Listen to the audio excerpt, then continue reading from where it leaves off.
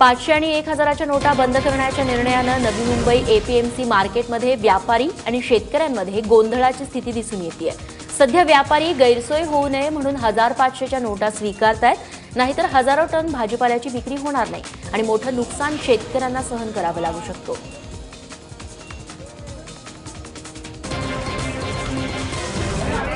मोदी सरकारने घेतलेल्या ऐतिहासिक निर्णयांवर अनेक प्रतिक्रिया येत आहेत। मात्र सध्या आपण आहोत नवी मुंबईच्या एपीएमसी मार्केटमध्ये।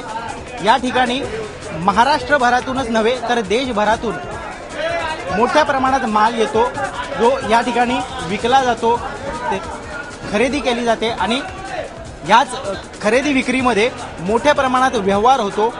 हजारो लाखोंचा हा व्यवहार असतो दररोज।